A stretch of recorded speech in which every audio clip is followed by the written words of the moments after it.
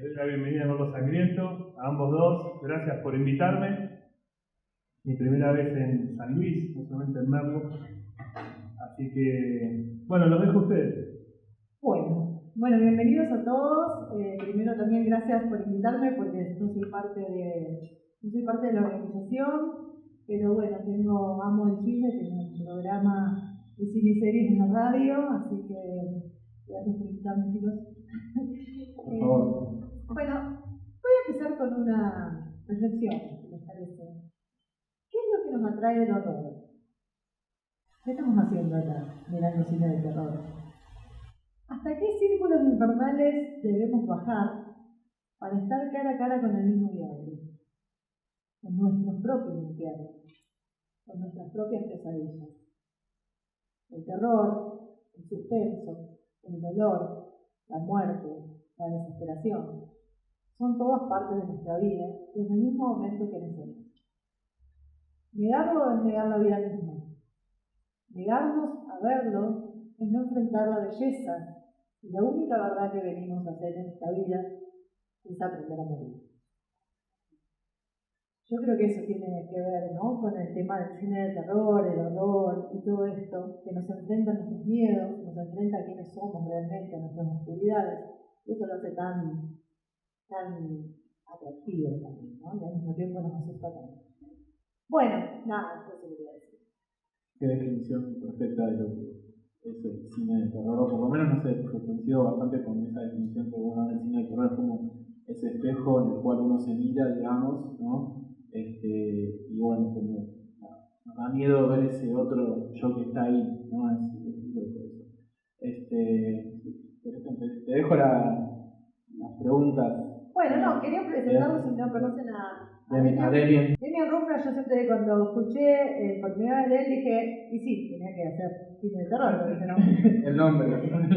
Demian Chong.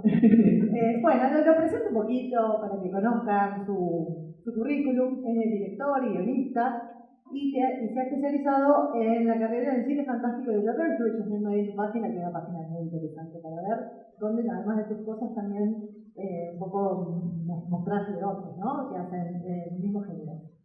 Realizó varios cortometrajes dentro de su género y realizó el guion de la cinta La muerte conoce tu nombre del 2007, que dirigió el director Daniel de la Vega. Ese mismo año dirige su primer largometraje basado en todos los cortos anteriores, que se llamó The Last Getaway.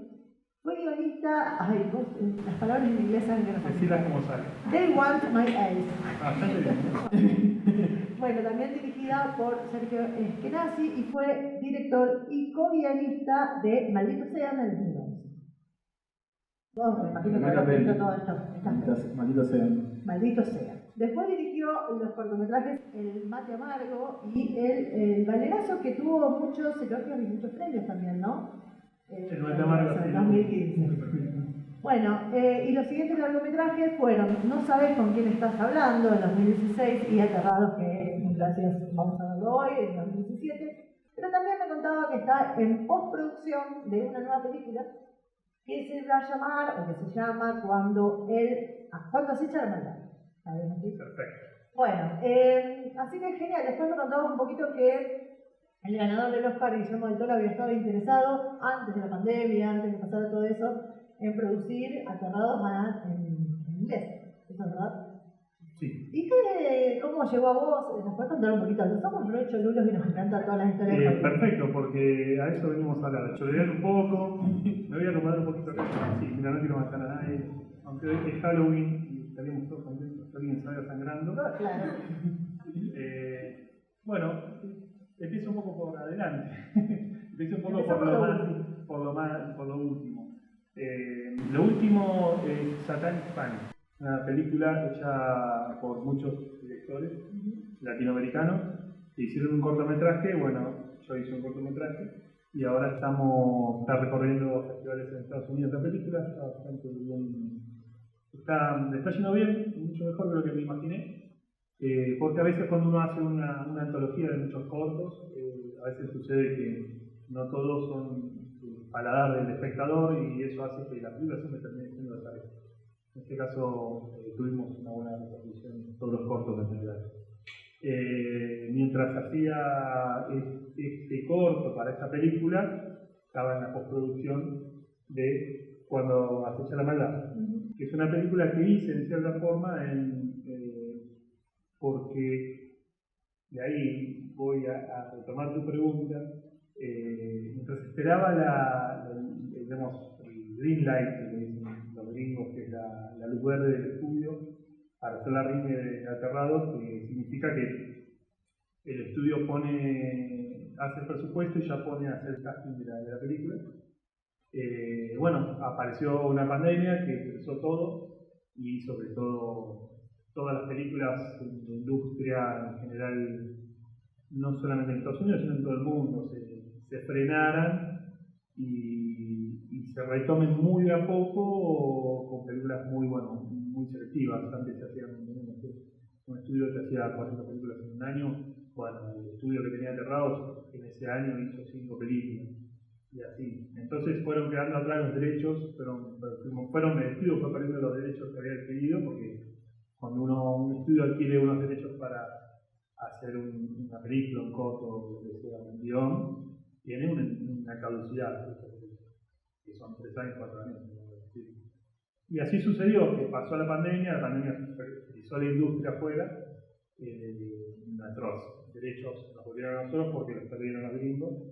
Y bueno, veremos el año que viene si retomamos, no con Del Toro, en la mitad de la pandemia se venció su contrato con él y se fue a hacer las películas de Netflix, que son justamente las que está estrenando este Halloween. Cuando yo estaba con él allá en Los Ángeles, él estaba en la preproducción de lo que está haciendo ahora, que es el gabinete de las curiosidades. Y estaba haciendo Pinocho. Vos calculás que yo cuando estuve allá en Estados Unidos con la remake de Aterrados fue en el 2018/19, fue antes de la pandemia. Y recién ahí él está por la mitad del rodaje de la película Pinocho, que es Stop Motion. La pandemia le vino bien porque el Stop Motion no necesita gran despliegue para rodar, pero el tiempo que lleva a veces hacer una película, como te digo, 2018-19 estaba preproduciendo lo que ahora, que estamos casi en 2023, está estrenando en Netflix.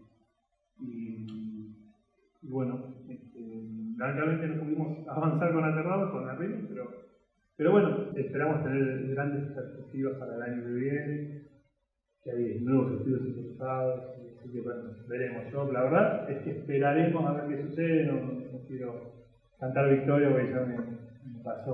No, por las dudas no. Igual seguramente si no viene esa oportunidad, la tendrán otra.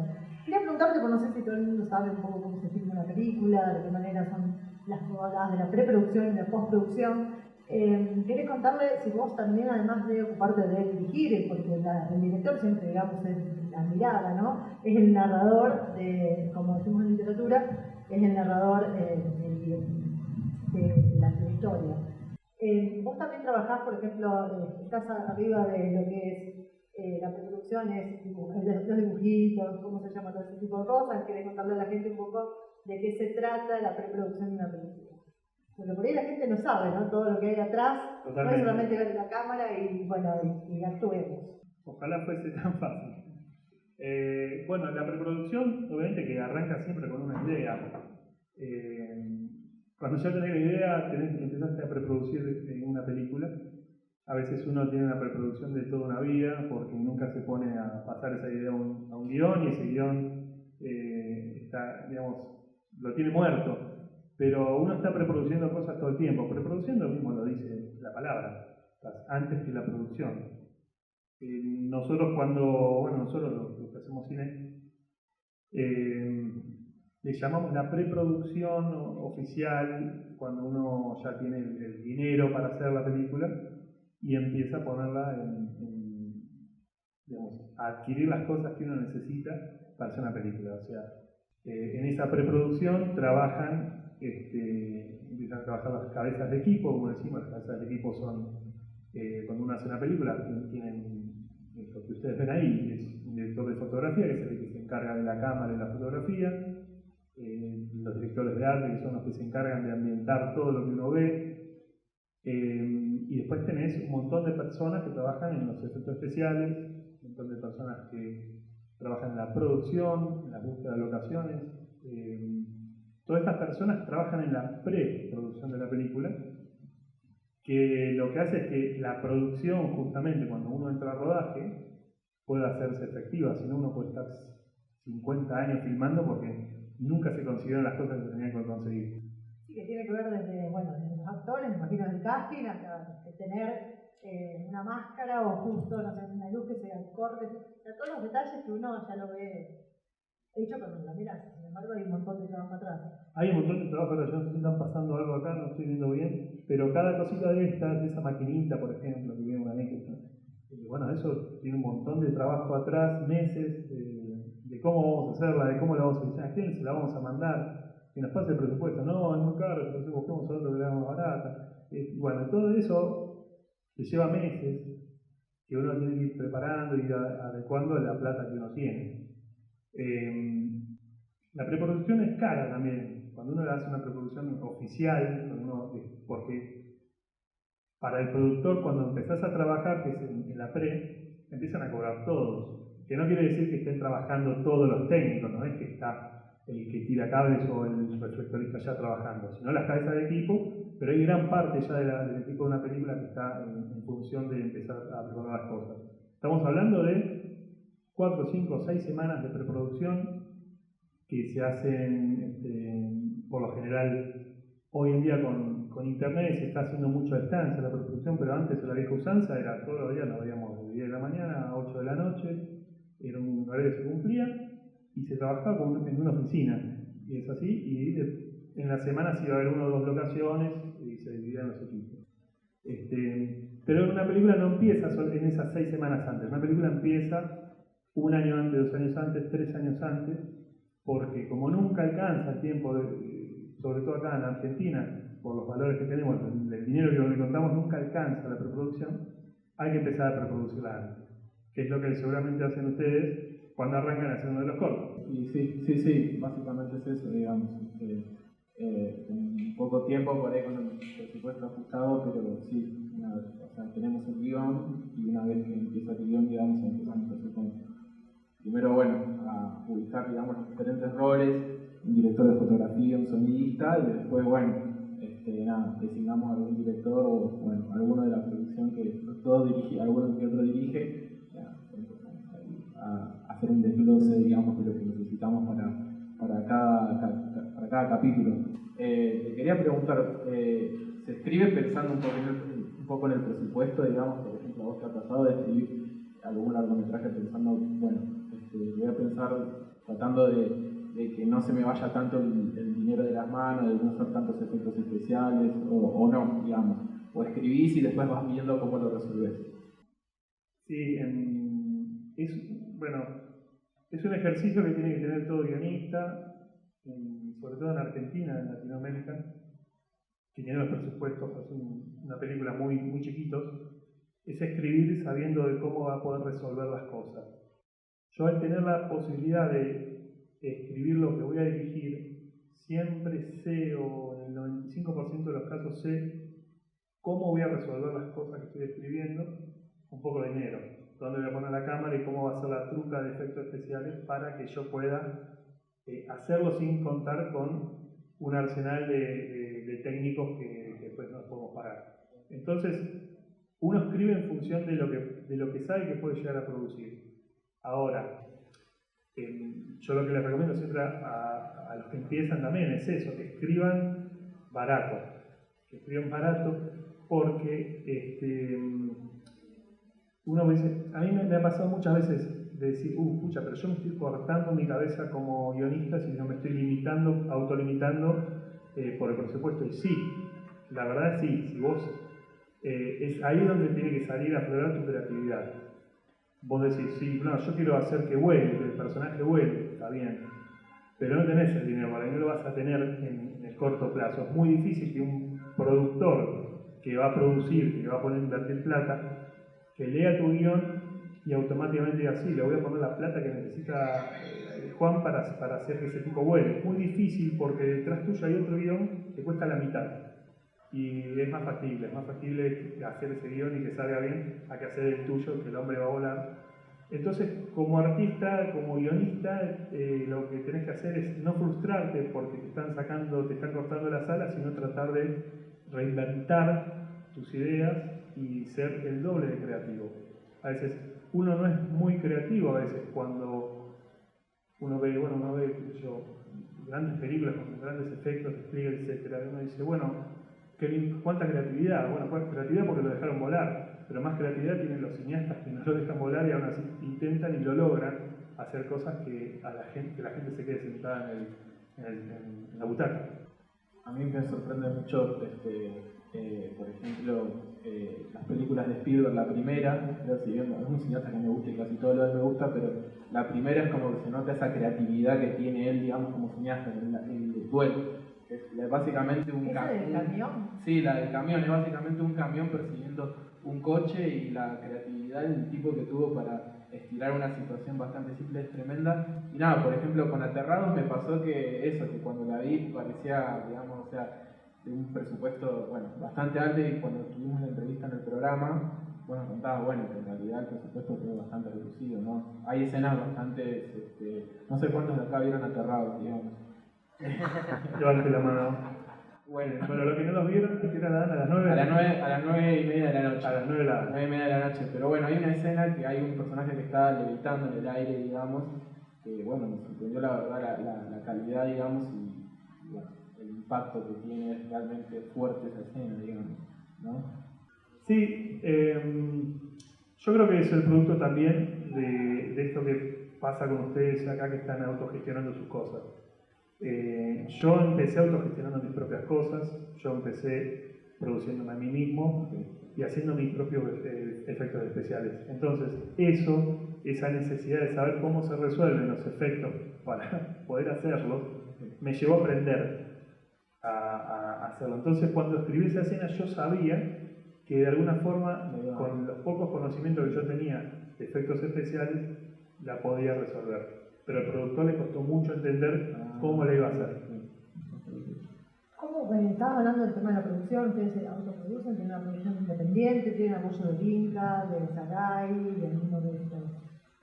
Bueno, yo empecé haciendo, digamos, independiente.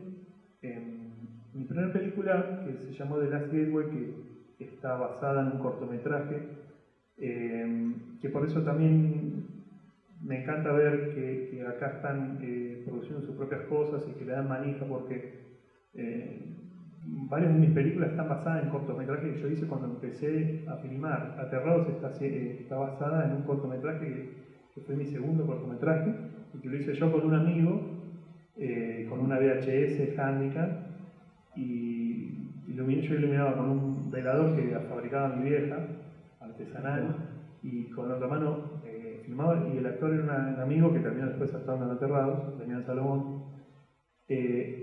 Y así fue como salió la génesis de esta película, empezando, es decir, haciendo. Por eso lo bueno de ustedes encima tienen un equipo que producen y que se producen mutuamente, se apoyan mutuamente.